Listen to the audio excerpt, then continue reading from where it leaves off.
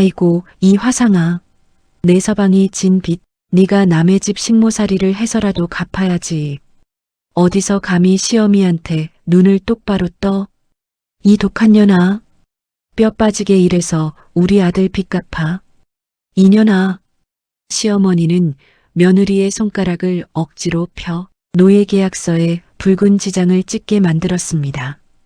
그 사끄로 시어머니가 산 건 번쩍이는 외제차 한 대였습니다. 그리고 며칠 뒤 진성그룹 본사 꼭대기층 밤 청소부로 끌려온 시어머니가 회장실 문을 열었습니다. 컴컴한 방 안 거대한 회장 의자가 천천히 돌아갔습니다. 값비싼 옷을 걸치고 다리를 꼰 채 앉아 있는 사람. 시어머니의 손에서 대걸레가 툭 떨어졌습니다. 어머머, 이게 무슨 일이요? 네, 내가 지금 헛것을 보는 거요. 아, 아가, 네, 네가 왜 거기서 나와? 네가 왜 감히 회장님 자리에 앉아 있어? 말도 안 돼. 아이고, 나 죽네. 버려진 고아인 줄로만 알았던 며느리는 대체 누구였을까요? 그리고 이 모든 일이 며느리의 손바닥 아니었다면요. 사연 시작 전에 구독과 좋아요 함께 해주세요. 함께 하시는 모든 분들 가정에 축복 넘치시길 바라겠습니다. 새벽 2시가 넘은 시각이었어요. 윤혜수가 살던 낡은 빌라 골목에 검은 승용차 2대가 미끄러지듯 들어섰습니다. 문짝이 부서질 듯 쾅쾅 울렸어요. 혜수가 잠옷바람으로 뛰쳐나가 문을 열자마자 험상궂은 사내들이 어깨로 밀치고 들어왔습니다. 맨 앞에 선 최 사장이 가죽 장갑을 낀 손으로 거실 탁자를 뒤엎었어요. 송기태 어디 갔어? 몰라요. 정말 몰라요. 혜수의 목소리가 잘게 떨렸습니다. 최 사장이 담배에 불을 붙이더니 연기를 혜수의 얼굴 쪽으로 길게 뿜었어요. 너 이거 알아도 내 남편이 우리한테 진 돈이 얼만지. 그가 손가락 3개를 펴보였습니다. 수십억이야, 수십억? 야반도주? 웃기고 있네. 부하 하나가 텔레비전을 발로 걷어차 넘어뜨렸어요. 유리 깨지는 소리에 혜수가 2 손으로 귀를 막았습니다. 돈 못 갚으면 몸으로라도 갚아야지. 요즘 장기값이 꽤 나가거든. 혜수의 얼굴이 하얗게 질렸어요. 그때 그녀의 머릿속에 떠오른 사람은 딱 1명뿐이었습니다. 바로 시어머니 팽말숙이었죠. 떨리는 손으로 전화를 걸었어요. 날이 밝기 무섭게 팽말숙이 들이닥쳤습니다. 그런데 며느리를 걱정하는 얼굴이 아니었어요. 문을 열고 들어서자마자 혜수의 머리채부터 움켜쥐었습니다. 이 여편네야. 네가 우리 기태 앞길을 다 망쳐놨어. 어머니, 그게 무슨... 말이 끝나기도 전에 손바닥이 날아왔어요. 찰싹 하는 소리가 좁은 거실에 울려 퍼졌습니다. 혜수가 뺨을 감싸쥐며 바닥에 주저앉았어요. 어머니, 저는 아무것도 몰랐어요. 정말이에요. 몰라? 마누라가 남편 도박하는 것도 몰라. 팽말숙이 코웃음을 치며 최 사장을 돌아봤습니다. 2 사람이 눈빛을 주고받는 걸 혜수는 놓치지 않았어요. 이미 짜고 온 사이였던 겁니다. 팽말숙이 가방에서 서류 한 장을 꺼내 바닥에 툭 던졌어요. 찍어. 여기 도장 찍으면 우리 아들 빚 좀 줄어들어. 혜수가 서류를 집어들었습니다. 글자들이 눈에 들어오는 순간 온몸에 소름이 돋았어요. 큰 저택에 들어가 식모살이를 하고 그 삭을 몽땅 시댁에 넘긴다는 종이었습니다. 사람을 물건처럼 넘기는 계약이었죠. 어머니, 이건 못해요. 사람을 어떻게 해? 뭐가 어때서? 밥값은 해야 할 거 아니야. 혜수가 서류를 밀어냈어요. 그러자 최 사장이 눈짓을 했습니다. 부하 2이 다가와 혜수의 양팔을 붙잡았어요. 이거 놔요. 놓으라고요. 발버둥을 쳤지만 사내들의 힘을 당해낼 재간이 없었습니다. 한 사내가 억지로 해수의 엄지손가락을 폈어요. 인주가 발리고 종이 위에 붉은 지장이 꾹 눌러 찍혔습니다. 해수의 눈에서 눈물이 뚝뚝 떨어졌어요. 어머니, 어떻게 저한테 이래요? 제가 이 집에 시집와서 뭘 그렇게 잘못했어요. 팽말숙은 그 눈물을 거들떠보지도 않았습니다. 찍힌 서류를 낚아채듯 집어들더니 가방에 쑤셔 넣었어요. 잘못? 복도 지지리도 없는 게 우리 집에 들어온 게 잘못이지. 그 말이 해수의 가슴에 못처럼 박혔습니다. 10년 가까이 며느리 노릇을 한 세월이 통째로 부정당하는 순간이었어요. 해수는 짐짝처럼 차 뒷좌석에 실렸습니다. 차창 밖으로 살던 동리가 점점 멀어져 갔어요. 1시간쯤 달렸을까요? 거대한 철문이 열리고 성처럼 웅장한 저택이 모습을 드러냈습니다. 진성그룹 소유의 대저택이었어요. 뒷문 쪽에 차가 멈추자 앞치마를 두른 중년 여자가 기다리고 있었습니다. 저택 살림을 총괄하는 한마담이었죠. 한마담이 해수를 위아래로 훑어보더니 혀를 찼어요. 꼴이 이게 뭐야? 이런 애를 데려왔대. 팽말숙은 저택 밖에서 인력소장이라는 남자에게 봉투를 건네받았습니다. 두툼한 현찰 다발이었어요. 1년치 삭을 미리 받아 챙긴 겁니다. 팽말숙은 그 돈을 세어보며 입꼬리를 올렸어요. 빚을 갚겠다던 돈이었지만 그녀의 발길이 향한 곳은 엉뚱한 방향이었습니다. 바로 번쩍이는 외제차 매장이었죠. 해수는 저택 지하로 끌려 내려갔어요. 창문 하나 없는 곰팡이 냄새가 진동하는 골방이었습니다. 한마담이 낡은 작업복을 바닥에 던졌어요. 내일 새벽 4시에 일어나. 정원부터 쓸어. 문이 쾅 닫히고 해수 혼자 어둠 속에 남겨졌습니다.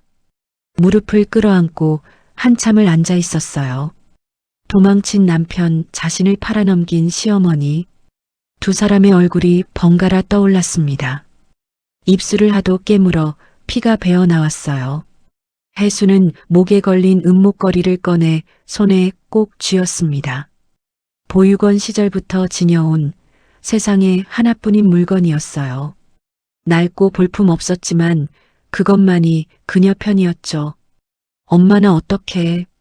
얼굴도 모르는 어머니를 향해 해수가 소리 죽여 울었습니다. 그 울음소리는 두꺼운 지하벽에 부딪혀 아무데도 가닿지 못했어요. 날이 밝았습니다. 해수는 이를 악물고 몸을 일으켰어요.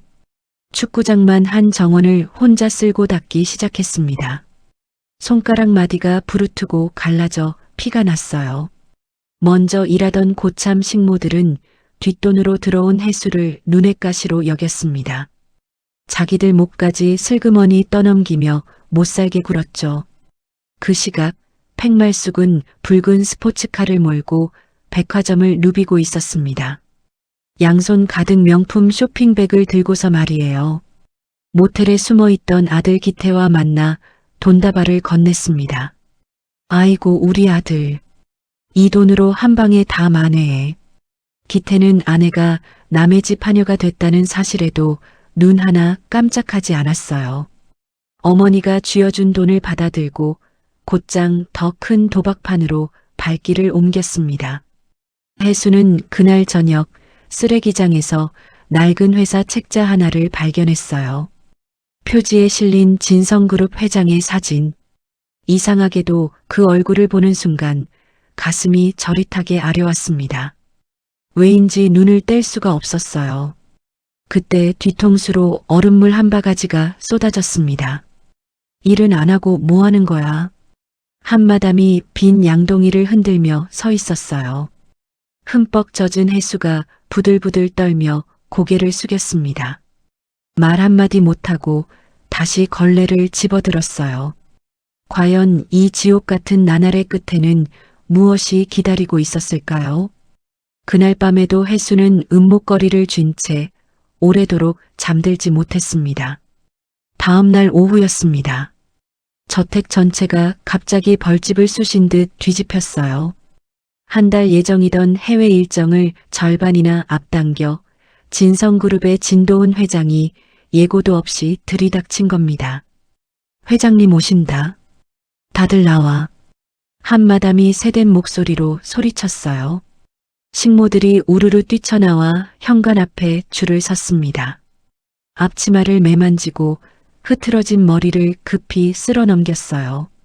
그 난리통에 해수만 대열에 끼지 못했습니다. 무거운 쓰레기통을 나르던 참이라 정원 구석에 웅크린 채 숨을 죽였어요.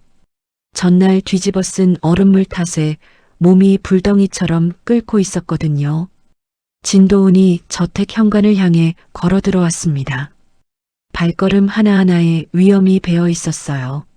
식모들이 일제히 허리를 숙였습니다. 그런데 진도훈의 시선이 엉뚱한 데서 멈췄어요. 정원 구석 흙먼지를 뒤집어 쓴 채 떨고 있는 뒷모습. 저기 저 사람은 누군가.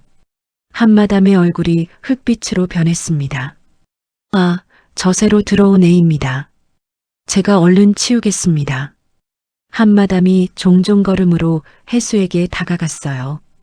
바로 그 순간이었습니다. 고열을 이기지 못한 해수가 휘청 중심을 잃었어요. 그대로 앞으로 고꾸라졌습니다. 하필이면 진도훈의 구두 코앞이었어요. 이봐, 정신 차려봐. 곁에 있던 최 비서가 놀라 해수를 붙들어 일으켰습니다.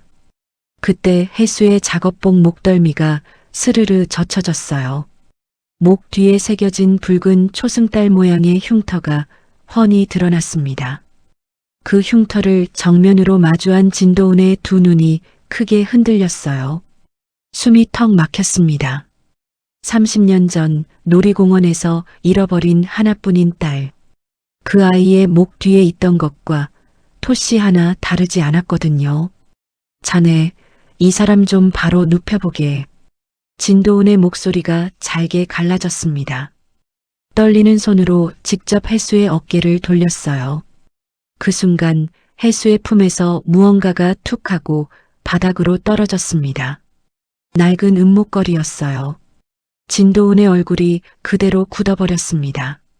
목걸이를 집어든 손이 사시나무처럼 떨렸어요. 세상을 떠난 아내가 딸의 백일에 손수 만들어준 물건. 바로 그 목걸이였습니다. 똑같이 생긴 건 이 세상 어디에도 없었어요. 유나 우리 유나냐. 진도훈의 입에서 짐승 같은 울음이 터져 나왔습니다. 30년을 짓눌러온 회한이 한꺼번에 무너져 내렸어요. 정신을 잃은 해수를 두 팔로 번쩍 안아들었습니다. 주치 불러. 당장. 진도훈이 저택 안으로 뛰어들어갔어요. 식모들은 입을 다물지 못했습니다. 최하급 하녀가 회장님 품에 안겨 있다니요.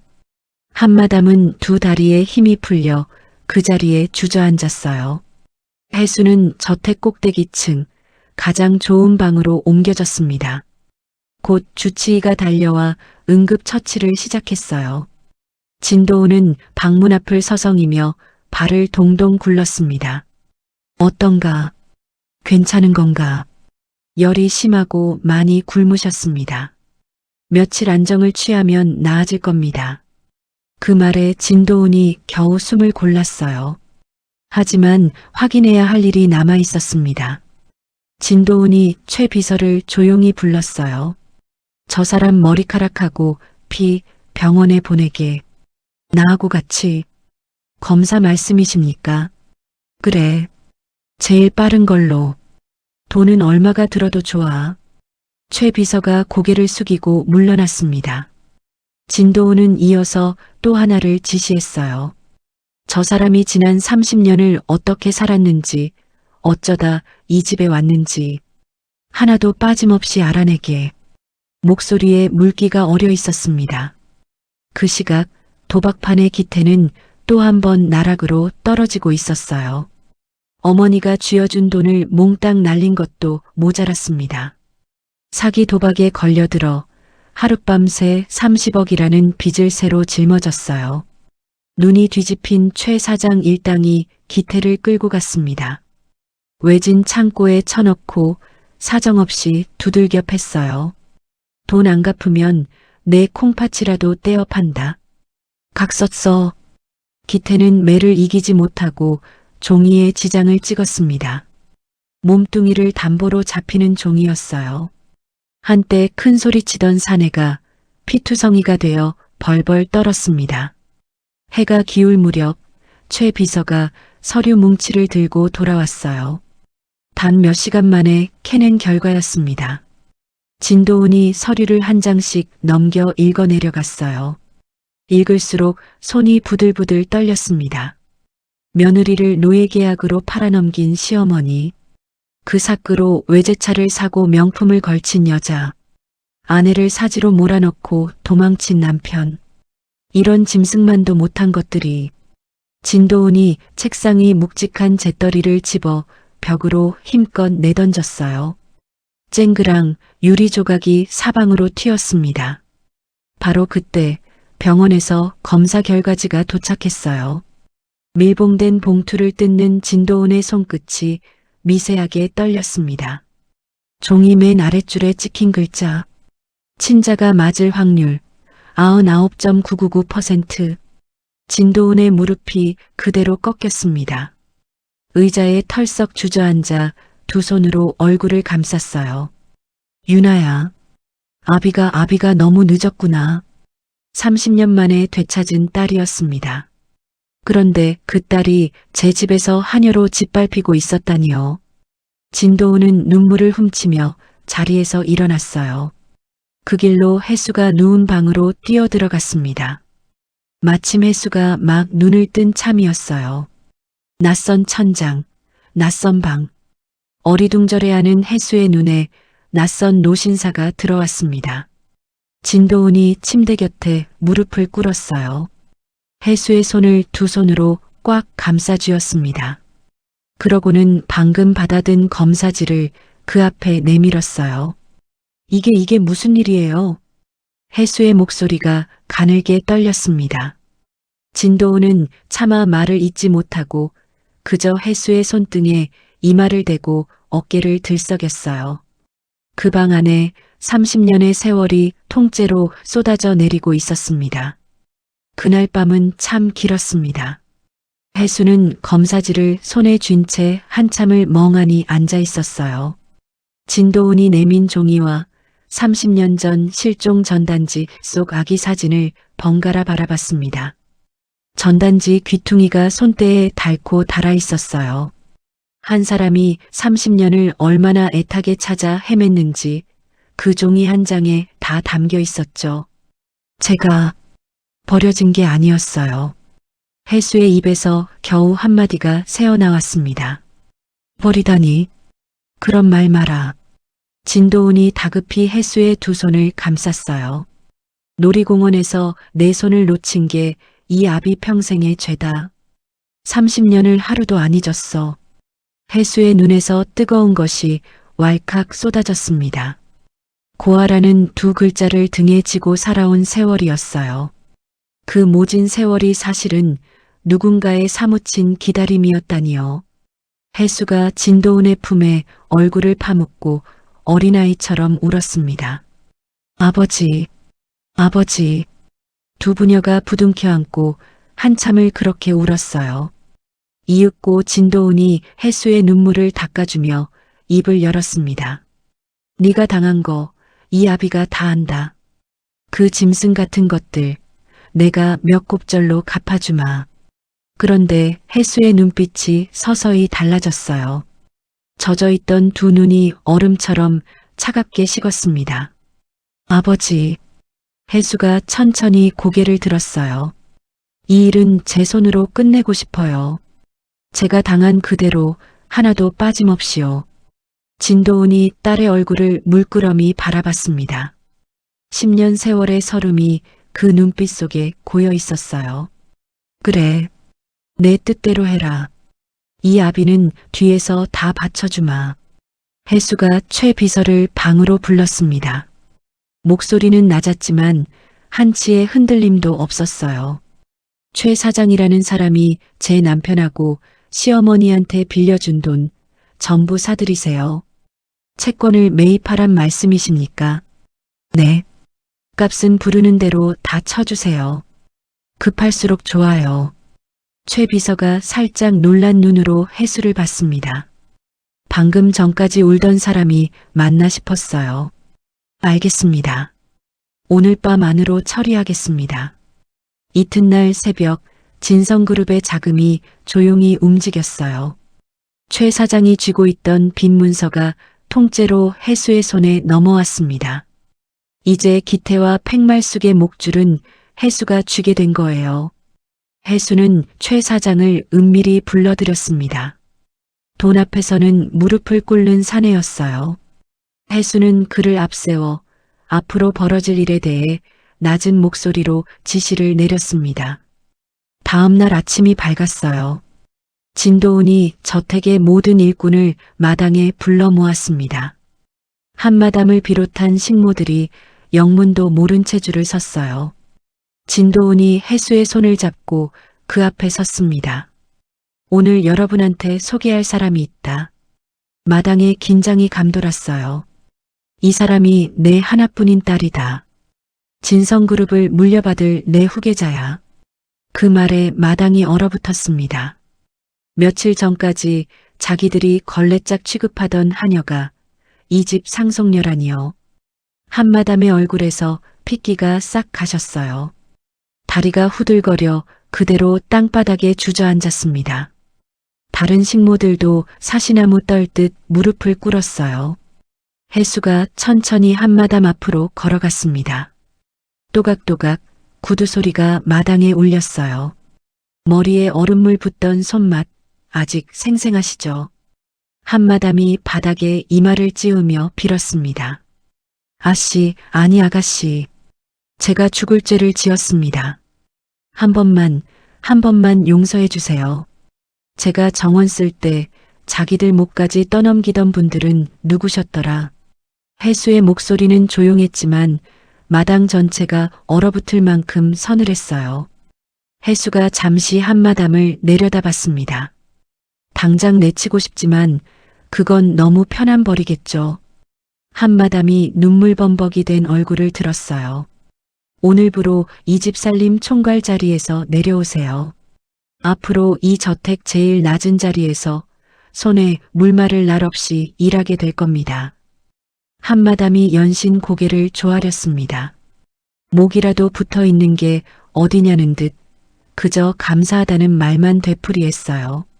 빼돌린 돈이 있던 다른 고참 식모들은 그 자리에서 짐을 쌌습니다. 경비원들이 그들을 하나씩 문 밖으로 끌어냈어요. 며칠 사이에 처지가 뒤바뀐 겁니다. 불순한 것들을 다 솎아낸 뒤 혜수는 몸단장을 시작했어요. 흙먼지 투성이 작업복을 벗어 던졌습니다. 솜씨 좋은 사람들의 손을 거치자 혜수는 완전히 다른 사람이 됐어요. 거울 속에는 기품 넘치는 재벌가의 딸이 서 있었습니다. 그 시각 팽말숙은 발등에 불이 떨어졌어요. 최 사장 일당한테서 전화가 걸려왔거든요. 당장 30억 안 갚으면 내 아들 목숨은 없어. 팽말숙의 손에 든 전화기가 덜덜 떨렸습니다. 당연히 딸이 상속녀가 된 건 꿈에도 몰랐어요. 머릿속에 떠오른 건 며느리 하나뿐이었습니다. 그래, 그년 몸이라도 팔면 되겠지. 팽말숙이 급히 대저택으로 차를 몰았어요. 며느리 장기라도 떼어 팔 작정이었습니다. 그런데 저택 정문에서 경호원들에게 막혔어요. 여긴 아무나 못 들어옵니다. 돌아가세요. 내가 이 집 며느리 시엄이야. 비켜. 경호원들은 팽말숙을 짐짝처럼 문 밖으로 밀어냈습니다. 길바닥에 나동그라진 팽말숙 앞으로 검은 승합차 한 대가 스르르 멈췄어요. 문이 열리고 최 사장의 부하들이 내렸습니다. 할머니, 우리랑 좀 갑시다. 팽말숙이 비명을 질렀지만 아무도 돌아보지 않았어요. 인적 없는 낡은 창고로 끌려간 팽말숙은 그 자리에서 얼어붙었습니다. 거꾸로 매달린 채 피투성이가 된 아들 기태가 있었거든요. 기태야, 우리 기태. 팽말숙이 최 사장의 바지가랑이를 붙잡고 늘어졌어요. 살려주세요. 뭐든 할게요. 우리 아들만 살려주세요. 최 사장이 팽말숙의 머리채를 확 잡아챘습니다. 그러고는 종이 한 장을 코앞에 들이밀었어요. 진성그룹 본사에서 밤에 청소나 해. 평생 이자 갚으면서. 청소요. 제가 청소를요. 싫으면 지금 이 자리에서 내 아들 손목이 날아가는 거고. 팽말숙은 부들부들 떨며 종이에 지장을 찍었습니다. 며느리에게 억지로 도장을 찍게 하던 그 손으로 말이에요. 물론 팽말숙은 까맣게 몰랐어요. 이 모든 게 혜수가 최 사장을 움직여 짜놓은 덫이었다는 거리요. 그날 오후 혜수는 진성그룹 본사 꼭대기층에 처음으로 발을 들였습니다. 진도훈이 두꺼운 서류와 회장의 도장을 딸에게 건넸어요. 이제부터 이 자리는 내 자리다. 혜수가 묵직한 가죽 의자에 천천히 몸을 기댔습니다. 책상 위 커다란 화면에는 창고에서 끌려다니는 팽말숙의 모습이 비쳤어요. 혜수는 아무 표정 없이 그 광경을 오래도록 바라봤습니다. 인사팀에 전하세요. 혜수가 조용히 입을 열었어요. 저 사람 밤 청소반에 넣으세요. 제일 넓고 힘든 대로요. 이 꼭대기층 회장실 라인으로. 창밖으로 해가 뉘엿뉘엿 넘어가고 있었습니다. 밤이 깊었습니다. 진성그룹 본사 지하 탈의실에서 팽말숙이 낡은 청소복으로 갈아입고 있었어요. 옷에서는 퀴퀴한 걸레 냄새가 배어나왔습니다. 며칠 전만 해도 백화점에서 어깨에 잔뜩 힘을 주고 다니던 여자였어요. 그런데 지금은 대걸레와 커다란 쓰레기 봉투를 손에 든 신세가 됐죠. 등 뒤에서는 최 사장 부하들의 서늘한 눈길이 따라붙었습니다. 그 눈초리에 눌려 팽말숙은 고개를 푹 숙인 채 화물 승강기에 몸을 실었어요. 야간 조장이 다가와 종이 한 장을 내밀었습니다. 오늘부터 꼭대기층 맡아. 회장실이랑 임원실 다 포함이야. 거긴 저 혼자 다 하라고요. 말이 많네. 딴소리하면 계약서대로 되는 거 알지. 팽말숙은 관절염으로 시큰거리는 무릎을 손으로 짚었어요. 방이 수십 개나 되는 층을 혼자 쓸고 닦아야 했습니다. 조금이라도 꾀를 부리면 어디선가 감독관이 나타났어요. 바로 최 사장의 부하였죠. 거기 대충대충 하지 마. 다시 닦아. 감독관이 팽말숙의 등을 발로 툭 밀쳤습니다. 팽말숙이 휘청하며 벽을 짚었어요. 이 나이에 이런 험한 꼴을 당하다니. 혼잣말이 절로 새어나왔습니다. 하루 만에 손발이 흉하게 부르텄어요. 손톱 밑에는 새까만 때가 끼어들었습니다. 공교롭게도 며칠 전 며느리에게 시키던 바로 그 일이었죠. 걸레를 빨다 말고 팽말숙이 헛구역질을 했어요. 복도 벽에 걸린 진도훈 회장의 커다란 초상화가 눈에 들어왔습니다. 팽말숙이 그 그림을 매섭게 노려봤어요. 돈 많은 것들은 팔자도 좋지. 우리 며느리도 어디서 이렇게 걸레질하고 있으려나. 며느리를 향한 저주를 속으로 삼키며 팽말숙은 다시 대걸레를 밀었습니다. 밤 11시가 훌쩍 넘었어요. 텅 빈 복도 끝 가장 크고 웅장한 문 앞에 팽말숙이 멈춰 섰습니다. 문패에 회장실이라고 큼직하게 새겨져 있었어요. 조장의 신신당부가 떠올랐습니다. 회장실 안에서는 절대 아무것도 함부로 건드리지 마. 알았어. 팽말숙이 침을 꿀꺽 삼키고 마스터키를 꽂았어요. 묵직한 문이 스르륵 열렸습니다. 방 안은 컴컴했어요. 커다란 통유리창 너머로 도심의 불빛만 희미하게 새어 들어왔습니다. 팽말숙은 발소리를 죽이고 쓰레기통 쪽으로 걸음을 옮겼어요. 그런데 방 한가운데 놓인 커다란 의자가 창밖을 향해 등을 돌리고 있었습니다. 누가 아직 퇴근을 안 했나 싶어 팽말숙이 흠칫 멈춰 섰어요. 저기 청소하러 왔는데요. 대답이 없었습니다. 쥐 죽은 듯 고요했어요. 바로 그때 그 묵직한 가죽 의자가 천천히 돌아가기 시작했습니다. 그림자 속에 앉아있던 사람의 윤곽이 서서히 드러났어요. 팽말숙이 놀라 뒷걸음질을 쳤습니다. 바로 그 순간 천장의 수십 개 조명이 한꺼번에 눈부시게 켜졌어요. 팽말숙이 눈을 질끈 감았다 떴습니다. 눈앞의 광경에 온몸이 그대로 돌처럼 굳어버렸어요. 값비싼 옷을 걸치고 다리를 꼰 채 앉아있는 사람. 그 얼굴은 틀림없는 며느리 해수였습니다. 아가. 팽말숙의 입이 딱 벌어졌어요. 들고 있던 대걸레가 요란한 소리를 내며 바닥에 떨어졌습니다. 쓰레기통이 대굴대굴 굴렀어요. 네가 왜 회장님 자리에 앉아 있어? 목소리가 기괴하게 갈라졌습니다. 해수가 며칠 전 그 골방에 처박혔을 거라 굳게 믿었거든요. 지금 눈앞의 광경이 도무지 믿기지 않았어요. 팽말숙이 제 눈을 손등으로 비볐습니다. 헛것을 본 게 아닌가 싶었던 거죠. 해수가 의자에서 천천히 일어섰어요.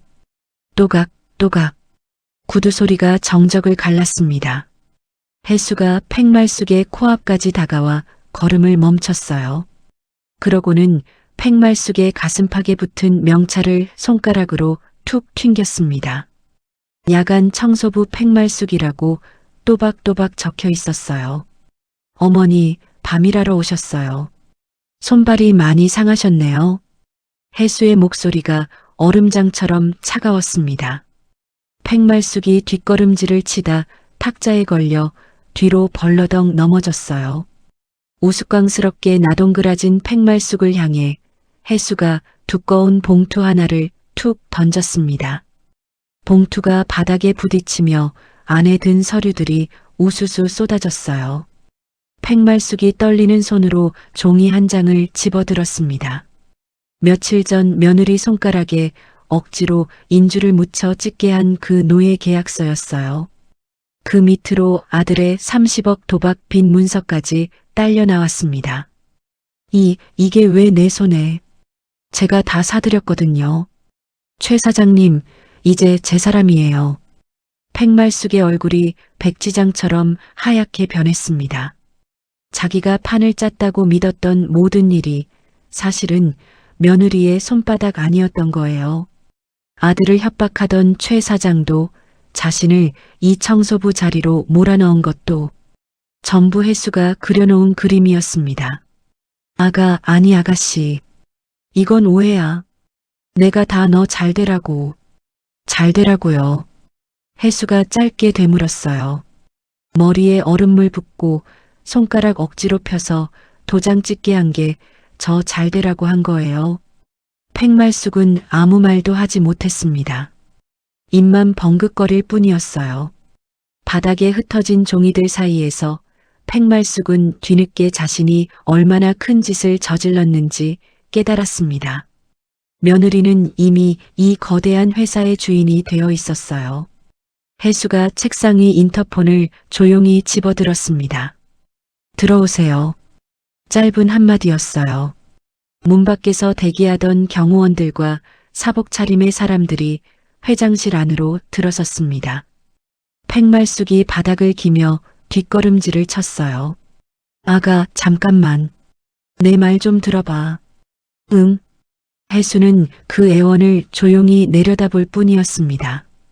창밖의 도심 불빛이 그 어느 때보다 차갑게 빛나고 있었어요. 사이렌 소리가 건물 밖에서부터 요란하게 울려 퍼졌어요.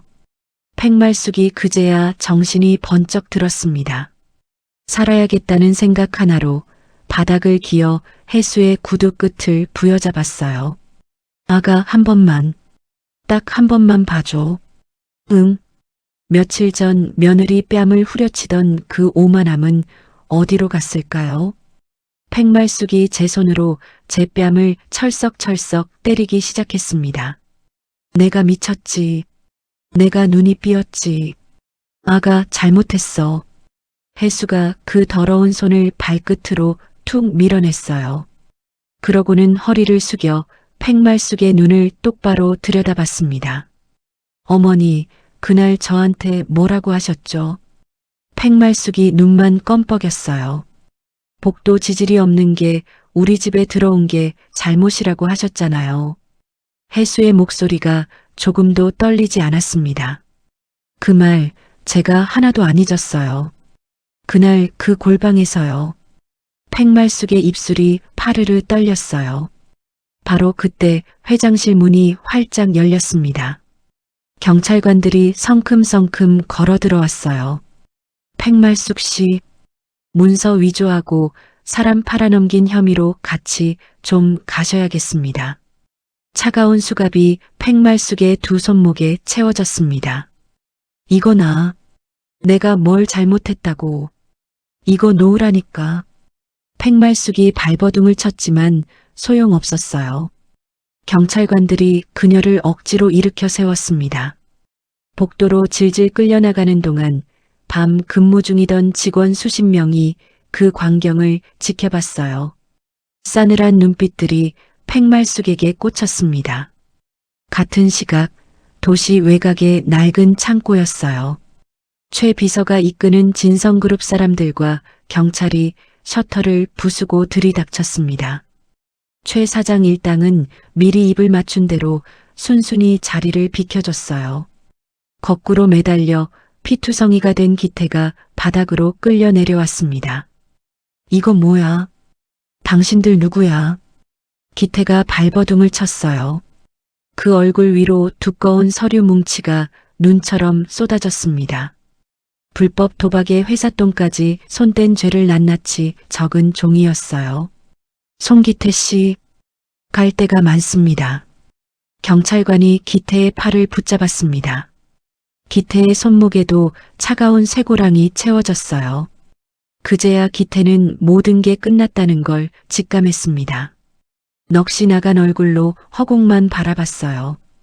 경찰차에 실려가는 기태와 다른 경찰서로 끌려가는 팽말숙.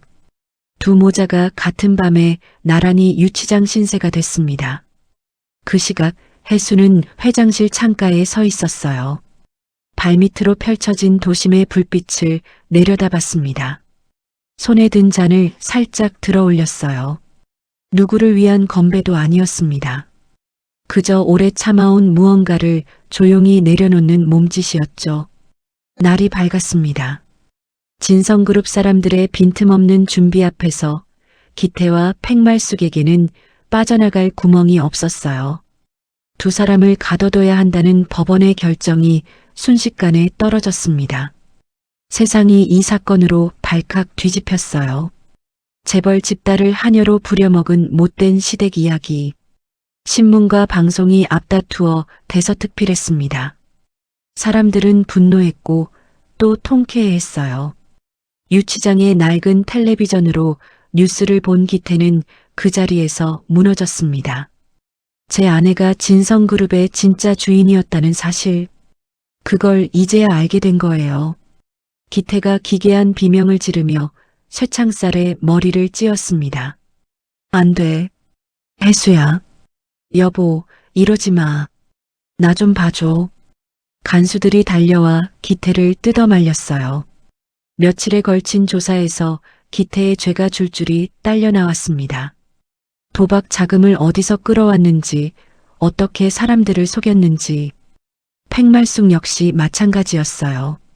며느리를 부려먹은 것 말고도 불법으로 돈놀이를 알선한 일까지 드러났습니다. 죄가 마치 고구마 줄기처럼 줄줄이 엮여나왔어요. 혜수는 두 모자의 면회 요청을 단칼에 거절했습니다. 대신 회사 일에 파묻혔어요.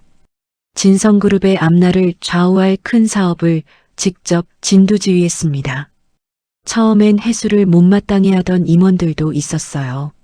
하지만 혜수의 냉철한 판단과 눈에 띄는 성과 앞에서 하나둘 고개를 숙였습니다. 역시 회장님 따님이십니다. 임원들의 태도가 완전히 달라졌어요. 진도우는 그런 딸을 흐뭇하게 지켜봤습니다. 건강을 핑계 삼아 자리에서 물러날 준비를 서둘렀어요. 모든 권력을 딸에게 넘길 작정이었습니다. 한 달 뒤 첫 재판이 열리는 날이 밝았어요. 법원 앞은 취재진 수백 명으로 발 디딜 틈이 없었습니다. 죄수복을 입은 기태와 팽말숙이 초췌한 몰골로 호송차에서 내렸어요. 카메라 앞에 두 사람이 서는 순간이었습니다. 에라이, 이 인간 같지도 않은 것들아. 성난 시민들이 계란이며 오물을 집어던졌어요. 법원 앞이 순식간에 아수라장으로 변했습니다. 기태가 고개를 푹 숙인 채 몸을 웅크렸어요. 팽말숙은 날아드는 물건들을 팔로 막으며 비틀거렸습니다. 간수들이 두 사람을 서둘러 안으로 끌고 들어갔어요. 며칠 전까지만 해도 상상조차 못한 처지였습니다. 며느리 손가락에 인주를 묻히던 그 손으로 팽말숙은 이제 수갑을 차고 있었어요. 법원 건물 위로 무거운 하늘이 내려앉고 있었습니다. 법정 안은 사람들로 빼곡히 들어찼습니다. 방청석에는 앉을 자리가 없었고 뒤쪽에는 기자들이 빽빽이 서 있었어요. 피고인석에 기태와 팽말숙이 나란히 앉았습니다. 두 사람 다 고개를 들지 못했어요. 바로 그때 법정 문이 열렸습니다. 머리부터 발끝까지 흐트러짐 없는 검은 정장 차림의 혜수가 걸어 들어왔어요. 순식간에 법정 안이 물을 끼얹은 듯 조용해졌습니다. 혜수가 증인석에 섰어요. 떨림 하나 없는 목소리로 입을 열었습니다. 저는 10년을 저 두 사람 며느리로 살았습니다. 방청석의 눈이 일제히 혜수에게 쏠렸어요. 남편은 도박빚을 지고 저를 버리고 도망쳤습니다.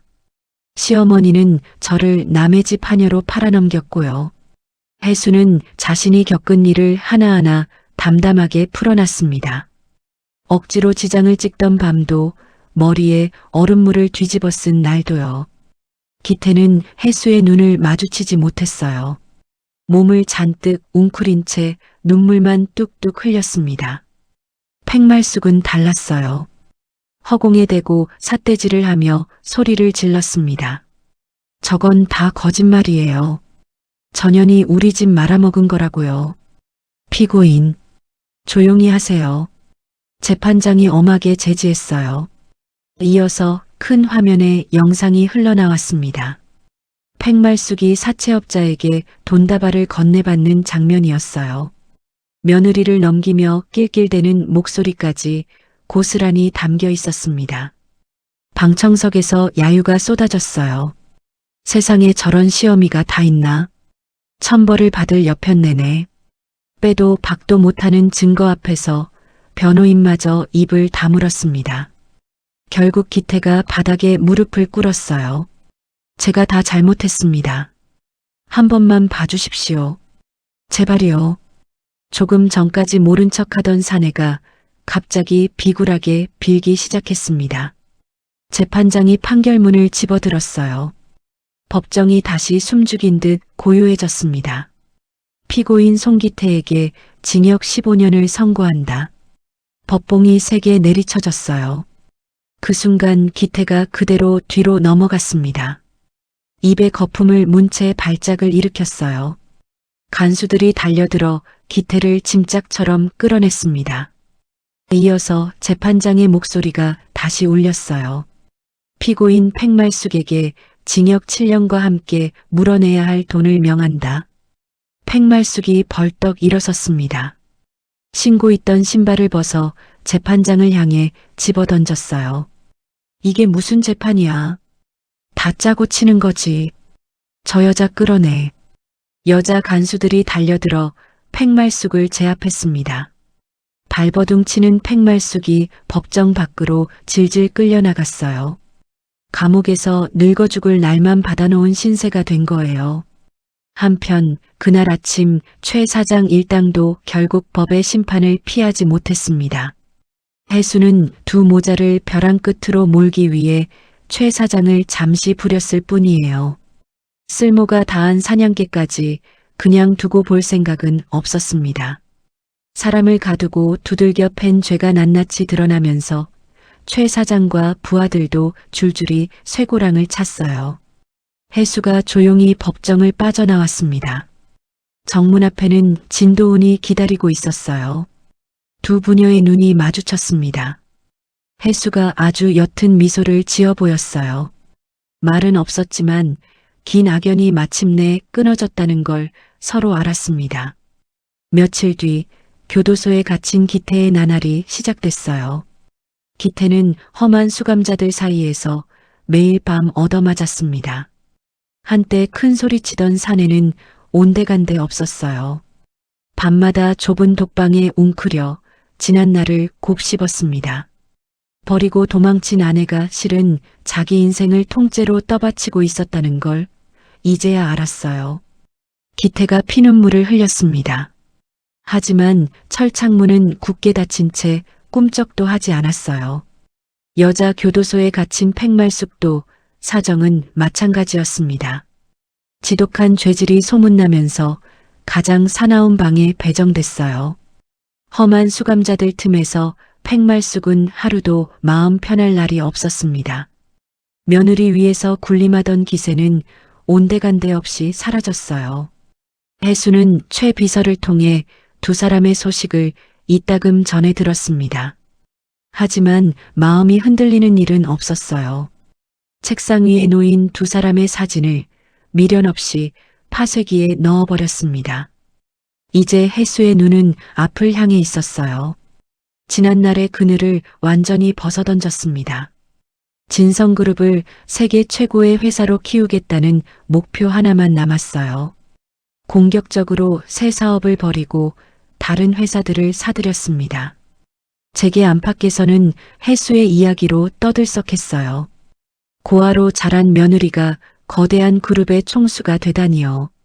사람들은 해수를 닮고 싶은 사람으로 우러러봤습니다.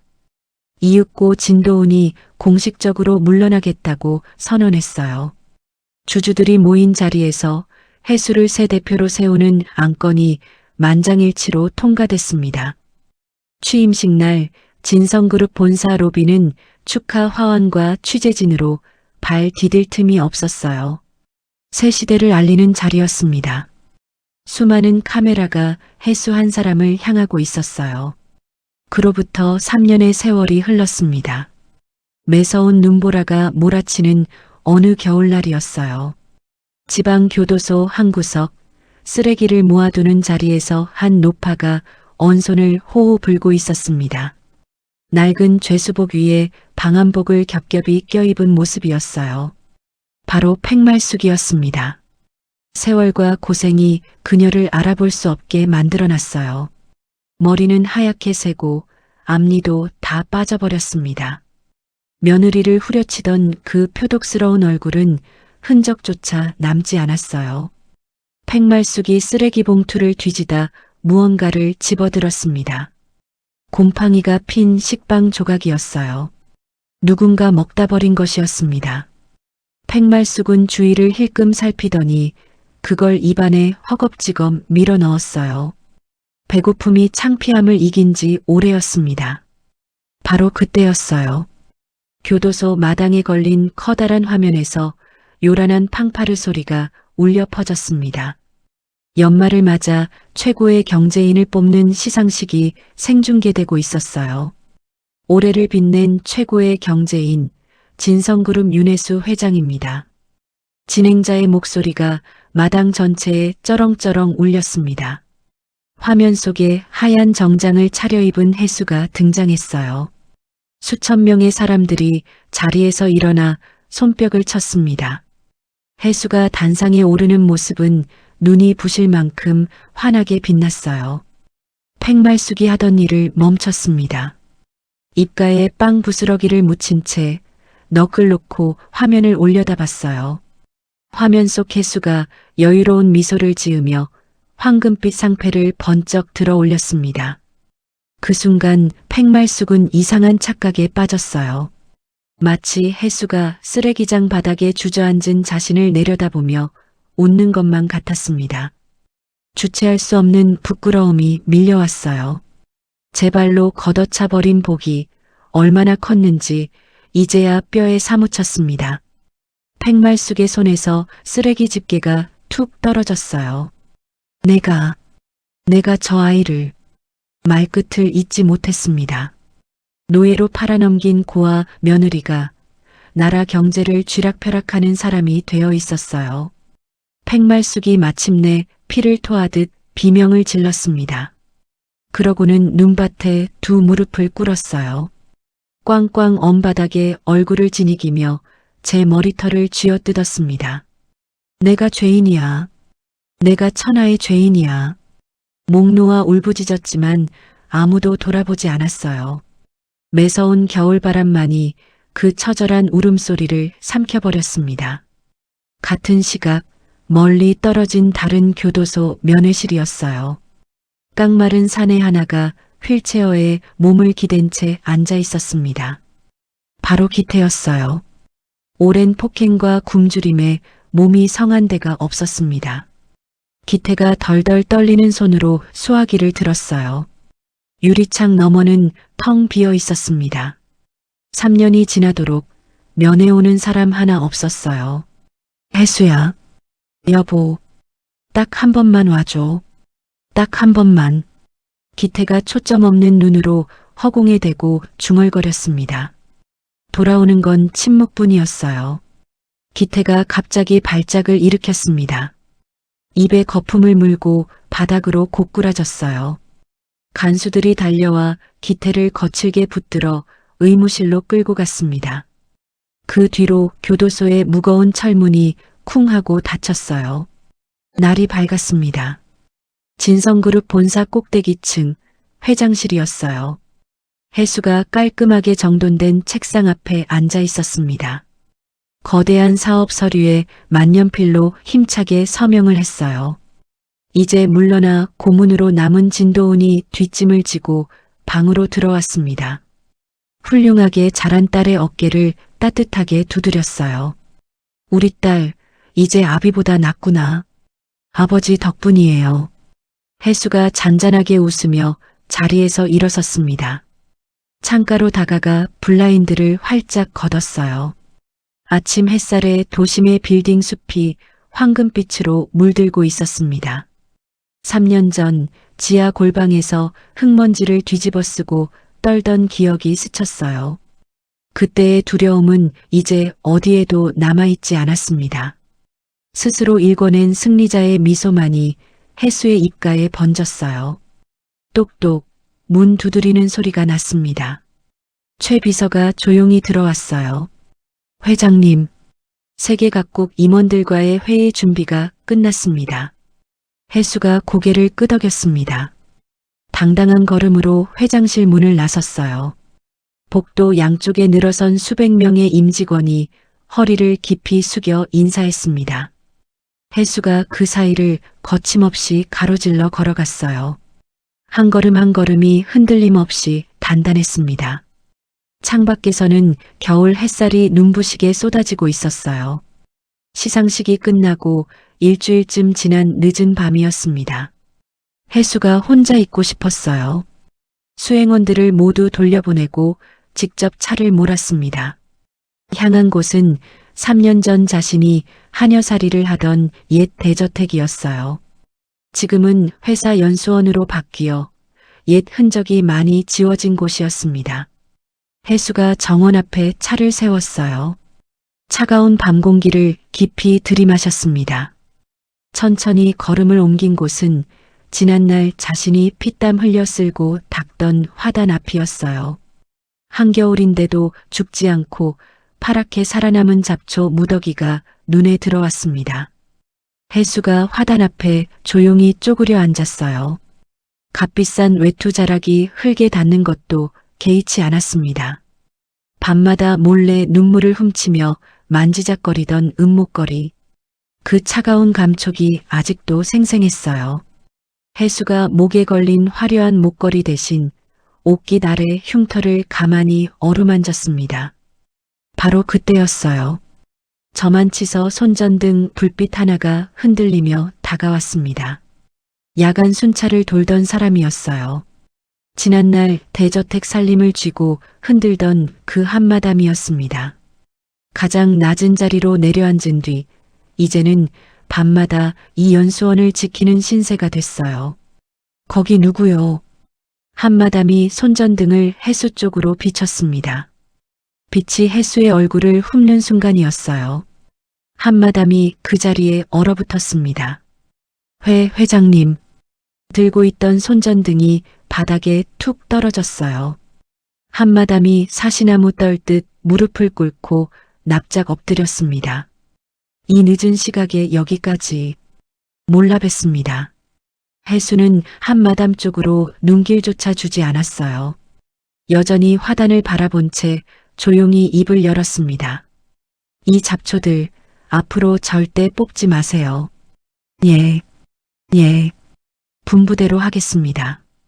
한마담이 연신 고개를 조아렸어요. 밑바닥에 있던 제가 어떻게 여기까지 왔는지 잊지 않으려고요. 해수의 목소리는 차가웠지만 어딘가 쓸쓸함이 배어 있었습니다. 한마담이 눈물을 훔치며 고개만 주걱거렸어요. 해수가 천천히 자리에서 일어났습니다. 미련 없이 뒤돌아서서 차에 올랐어요. 묵직한 엔진 소리를 남기고 어둠에 잠긴 저택의 철문을 빠져나갔습니다. 차창 밖으로 도심의 불빛이 하나둘 스쳐 지나갔어요. 해수는 문득 깨달았습니다. 자신의 복수가 그저 두 사람을 무너뜨린 것으로 끝난 게 아니었어요. 스스로를 가둬온 두려움의 벽을 제 손으로 부순 진짜 승리였습니다. 같은 시각 지방 교도소의 차가운 독방이었어요. 팽말숙이 담요를 뒤집어 쓴 채 웅크리고 잠들어 있었습니다. 꿈을 꾸고 있었어요. 며느리가 차려준 따뜻한 밥상 앞에서 온 식구가 도란도란 웃던 시절이었습니다. 어머니, 국이 식어요. 어서 드세요. 꿈속의 해수가 환하게 웃고 있었어요. 팽말숙이 그 손을 잡으려는 순간 잠에서 깼습니다. 싸늘한 시멘트 바닥과 두꺼운 철창만이 그녀를 맞았어요. 두 번 다시 돌아갈 수 없는 시절이라는 걸 팽말숙은 뒤늦게 깨달았습니다. 콘크리트 바닥에 이마를 찌우며 짐승처럼 울부짖었어요. 하지만 그 울음은 두꺼운 철문에 부딪혀 공허하게 되돌아올 뿐이었습니다. 날이 밝았어요. 진성그룹 본사 앞이 다시 취재진으로 북적였습니다. 해수가 자신의 살아온 이야기를 책으로 펴내고 어려운 사람들을 돕는 재단을 세운다는 소식 때문이었어요. 수많은 카메라 불빛 속에서 해수가 단상에 올랐습니다. 저는 이름도 모르는 부모를 원망하며 자랐습니다. 해수의 목소리가 장내에 잔잔히 퍼졌어요. 가장 낮은 자리에서 짓밟히기도 했고요. 하지만 저를 지켜낸 건 포기하지 않은 저 자신이었습니다. 방청석이 숙연해졌어요. 약한 사람을 짓밟고 함부로 대하는 일, 저는 절대 못 본 척하지 않겠습니다. 단순한 인사말이 아니었습니다. 세상을 향한 묵직한 경고였어요. 연설을 마친 해수가 단상을 내려왔습니다. 진도훈이 커다란 꽃다발을 들고 기다리고 있었어요. 우리 딸 정말 장하다. 진도훈이 딸을 힘껏 끌어안았습니다. 수천 명의 사람들이 자리에서 일어나 손뼉을 쳤어요. 박수 소리가 거대한 빌딩 숲을 가득 메웠습니다. 해수가 카메라를 향해 여유로운 미소를 지어 보였어요. 그 눈빛은 화면을 넘어 수많은 사람의 가슴에 뜨거운 무언가를 남겼습니다. 최 비서가 조용히 다가왔어요. 회장님, 오후에 귀한 손님과의 만찬이 잡혀 있습니다. 해수가 고개를 끄덕이며 차에 올랐습니다. 해수를 태운 차가 호위 차량들과 함께 미끄러지듯 움직였어요. 찬란한 겨울 햇살이 쏟아지는 큰 길을 향해 차가 힘차게 달려나갔습니다. 오늘 우리는 가장 낮은 곳에서 짓밟히던 한 사람이 어떻게 다시 일어섰는지를 함께 지켜봤습니다. 윤혜수는 남편에게 버림받고 시어머니 손에 남의 집 하녀로 팔려갔습니다. 손가락이 갈라지고 머리에 얼음물을 뒤집어 쓰면서도 그녀는 목에 걸린 낡은 목걸이 하나를 놓지 않았습니다. 그 목걸이가 잃어버린 30년의 세월을 다시 이어주었지요. 하지만 해수를 진짜로 일으켜 세운 건 재벌가의 핏줄도 거대한 권력도 아니었습니다. 끝까지 자신을 포기하지 않았던 그 마음 하나였습니다. 사람을 함부로 짓밟은 대가는 언젠가 반드시 제자리로 돌아온다는 것. 그리고 아무리 어두운 골방에 갇혀 있어도 스스로를 지키는 사람은 끝내 다시 빛 앞에 선다는 것. 오늘 이야기가 여러분의 마음에도 작은 위로가 되었기를 바랍니다. 오늘의 이야기는 여기까지입니다. 여러분은 지금 어디에서 이 이야기를 듣고 계신가요? 이야기를 끝까지 함께 해주셨다면 댓글에 듣고 계신 지역과 잘 들었어요. 로 여러분의 흔적을 남겨주세요. 아직 구독하지 않으셨다면 구독 버튼도 잊지 마시고요. 저는 다음 사연으로 다시 찾아뵙겠습니다. 감사합니다.